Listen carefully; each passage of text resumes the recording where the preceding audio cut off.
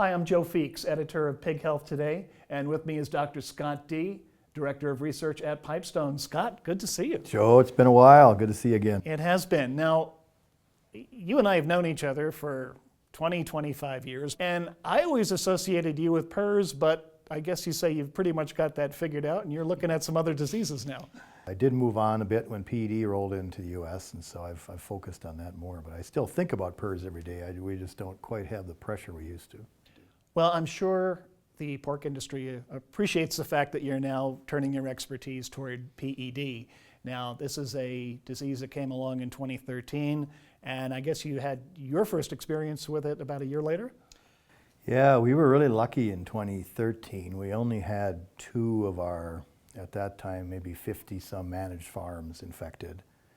And I think it was like a 60 or 70% incidence rate in the United States. And here we were skating along with only a couple of farms. But in January 2014, things changed.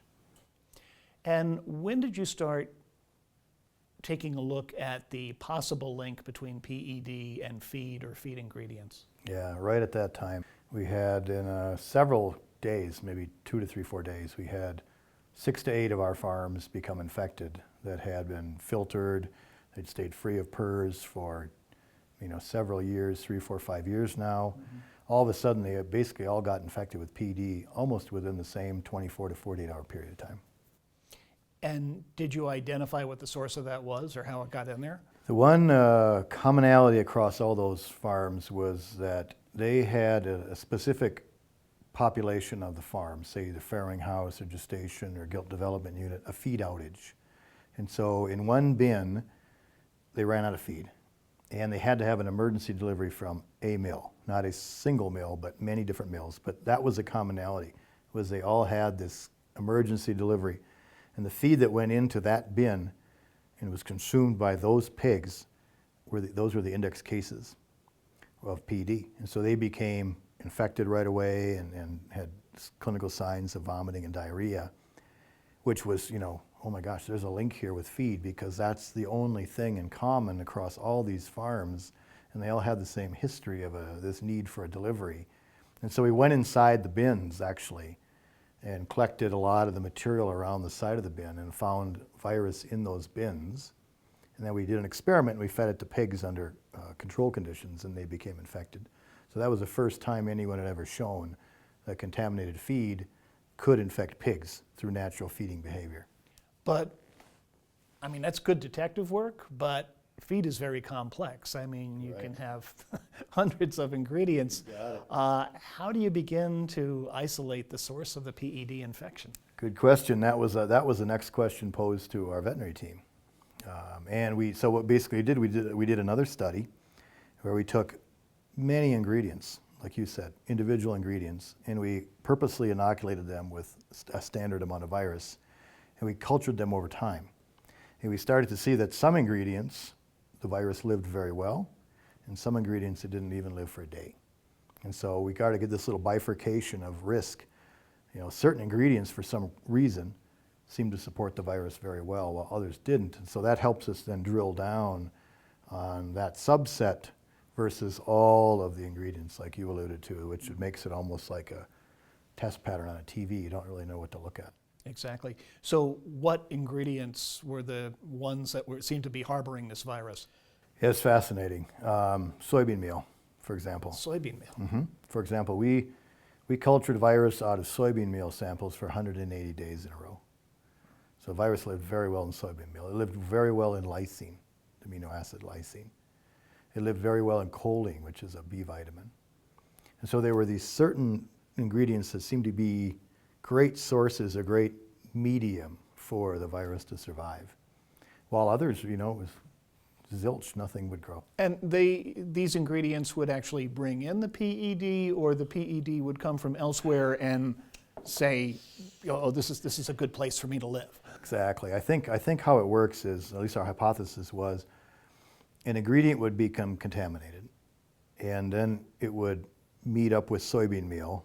Soybean meal, I think, is the ultimate matrix. I think it really supports the virus. And so it may not be the source, but it's the ingredient that once the virus contacts it from however, be it lysine or choline, which a lot we import from China.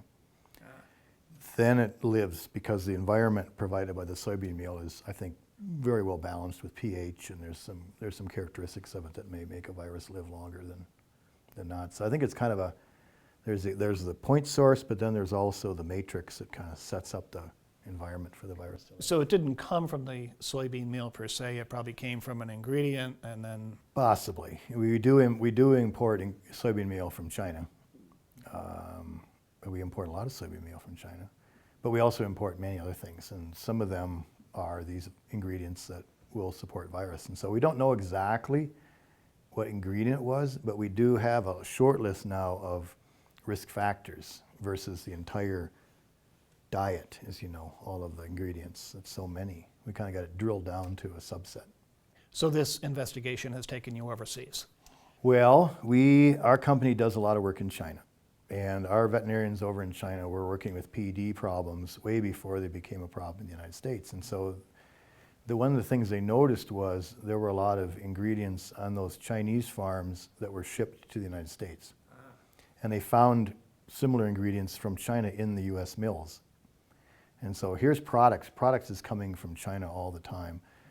And I don't mean to pick on the Chinese, but the reason why we look at this is because the original index case virus from the US matched a virus in China to almost 100%. And so that's a pretty good, even the Chinese admit, that's probably where it came from because it's so closely related based on the fingerprint, so to speak.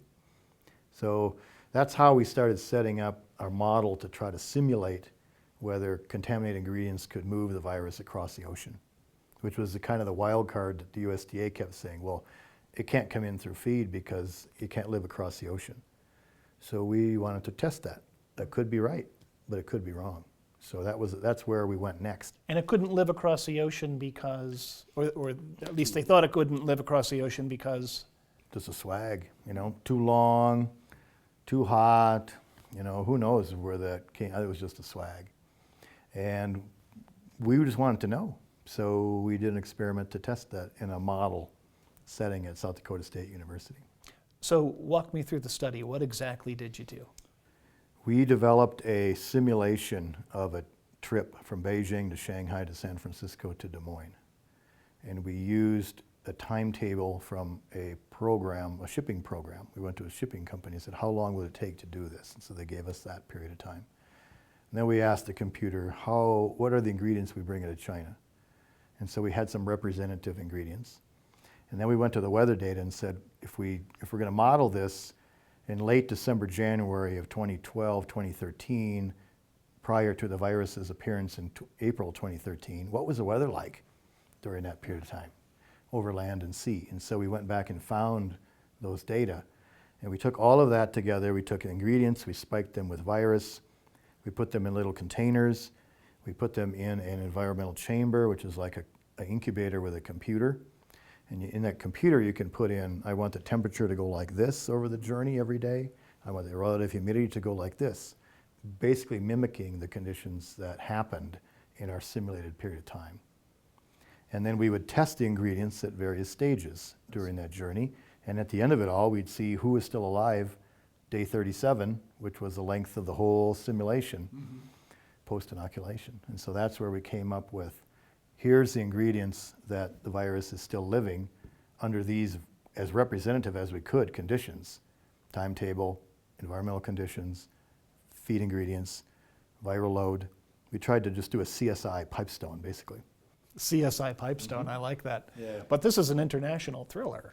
Yeah, it does cross boundaries, and it does make some of the governmental folks a little bit nervous, but I think we have to study that and understand that risk factor, that feed is now a possible risk for moving virus, not only from farm to farm in a country or a local area, but between countries in the global. So getting back to the end of the study, what were the takeaway messages, the conclusions? Well, the PED work, which was study one, let's see, we found that the virus was alive in soybean meal, there we go again, lysine, choline, and vitamin D. So those of the 20-some we worked with, those were the 4 that had live virus at the end of the journey this 37-day simulation of going from Beijing to Shanghai to San Francisco to Des Moines. And simulation is good, but some people might say, well, why not just take these samples and actually follow them on the boat or the plane or however they're coming? Yeah, it'd be great. Yeah, I mean, is that something that would be the logical next step, or do you feel that a simulation really got a good snapshot of the real world? Yeah, I don't think we could politically, purposefully spike samples and chase them down the road. I'd love to do that, but I think we'd be getting a little bit of hot water over that one. So, without having that opportunity, this is the best thing we can do, and we understand the limitations. You know, we understand the strengths, and so we just kind of draw conclusions based on what we've done and what we yet need to do. So, yeah, that was the next step. And in your presentation, you use the expression surrogate viruses. Mm-hmm. This sounds even more mysterious. Tell me about those. Well, that was the next phase. And so now we've developed this model, and we've used ingredients that are representative. The next question was, what else can make it across the ocean, so to speak, besides PD? We already answered that one. What else? So there's a new group in the United States called the Swine Health Information Center. You're familiar with that. Dr. Paul Sundberg is a director. It's funded by the Pork Board and NPPC and ASV. Great. He looks at protecting the nation. That's one of its major goals. And Dr. Sundberg and I are friends, and he saw our model with PD and started asking the question, what else could survive? And our vets were asking the same thing. And I said, well, let's just do it again, but use what we call surrogate viruses when we can't use the actual pathogen. So for example, foot and mouth disease, we can't work with. We have to find a virus that's built the same way and potentially could survive in the same way from the same family, but it's not foot and mouth disease. And so we looked at the list of viruses that Paul had and his board had kind of categorized as high risk. And we selected 10 from that list. Some of them we could work with the virus proper, others we had to find a surrogate for. So that's what we mean by surrogate, is a virus from the same family as a targeted pathogen, as well as having very well validated diagnostic tests to, so that it's not hard to find if it's there. So there's PCRs, you can grow it, you can put it into pigs. All of these steps, these metrics are validated. So that's that was with foot and mouth. Foot and mouth, we use Seneca Valley virus, which is a pathogen on its own right. You've probably heard about that. And they come from the same family, they're the same size, the same shape, the same nucleic acid, and we've got great diagnostics for Seneca. So for us, it seemed to make great sense. Let's just use that one. And it lived very well. I think it mimicked FMD pretty well.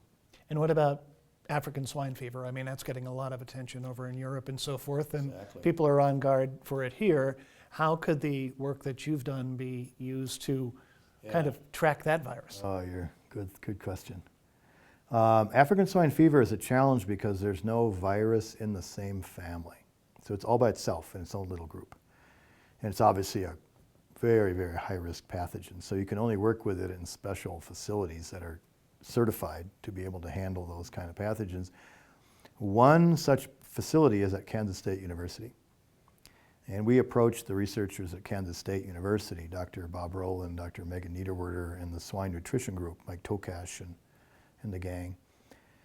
Will you guys take our model, set it up in your lab, use the actual virus itself from Georgia, the country of Georgia, so the Eastern Europe strain.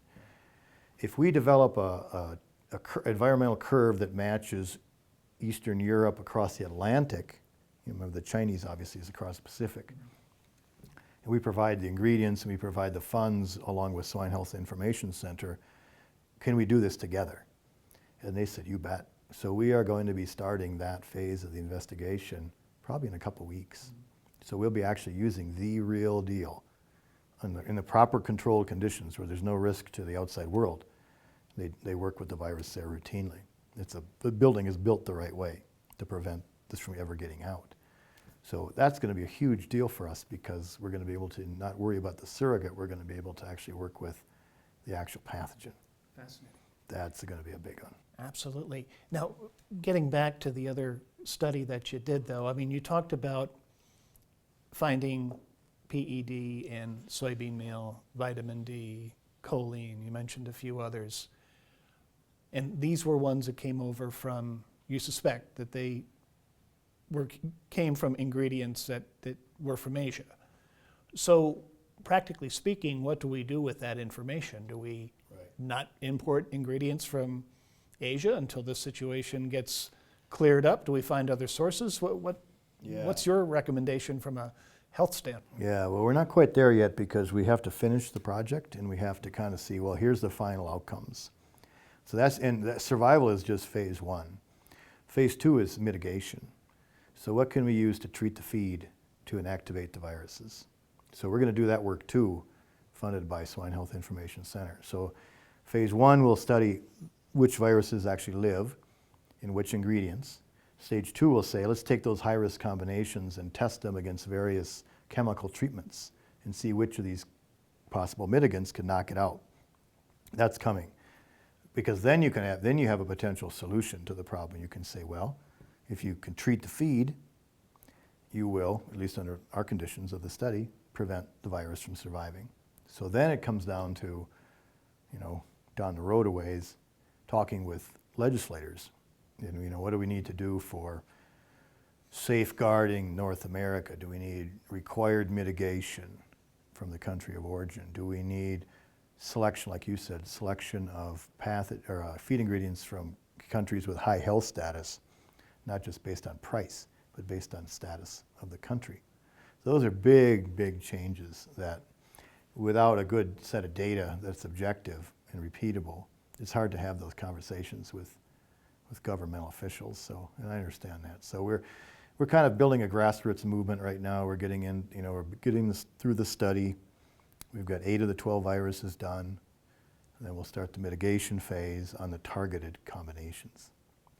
So by the end of this year, if not, hopefully before the end of this year, we'll have all that done. And then we can make a strong case to go have a discussion and start the conversation about, hey, we might have to start thinking about changing things. Well, it's a fascinating story, and I know we're not at the end of the story. We're going to have to continue this discussion. We're going to have to get together again, it looks like. I hope so. We have been talking with Detective Scott Dee, or I should say veterinarian Scott Dee. He is Director of Research for Pipestone in Minnesota. Scott, thank you again. Joe, it's good to see you. Thanks for the opportunity. Well.